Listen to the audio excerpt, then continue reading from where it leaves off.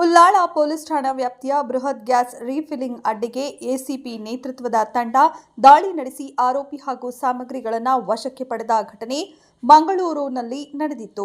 ಸದ್ಯ ಕೋಲಾರದಲ್ಲಿ ಅಕ್ರಮ ಗ್ಯಾಸ್ ರೀಫಿಲ್ಲಿಂಗ್ ಮಾಡುತ್ತಿದ್ದು, ಈ ಅಕ್ರಮವು ನಮ್ಮ ಎಕೆ ನ್ಯೂಸ್ ಕನ್ನಡ ವಾಹಿನಿಯ ರಹಸ್ಯ ಕಾರ್ಯಾಚರಣೆಯಿಂದ ಬೆಳಕಿಗೆ ಬಂದಿದೆ.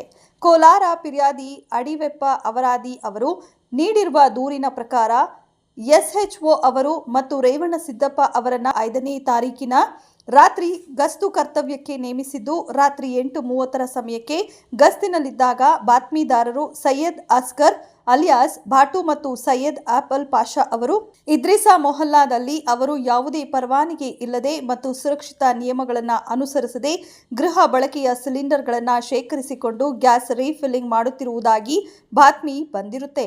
ನಾನು ಬಾತ್ಮೀದಾರರೊಂದಿಗೆ ಮರೆಯಾಗಿ ನಿಂತು ನೋಡಿದಾಗ ಗ್ಯಾಸ್ ರೀಫಿಲ್ಲಿಂಗ್ ಮಾಡುತ್ತಿರುವುದು ಕಂಡು ಬಂದಿರುತ್ತೆ. ಆದ್ದರಿಂದ ಈ ಬಗ್ಗೆ ಕಾನೂನು ಶೀಘ್ರ ಕ್ರಮ ಜರುಗಿಸಲು ಕೋರಿ ಕೋಲಾರ ನಗರ ಪೊಲೀಸ್ ಠಾಣೆಗೆ ದೂರು ನೀಡಿದ್ದಾರೆ.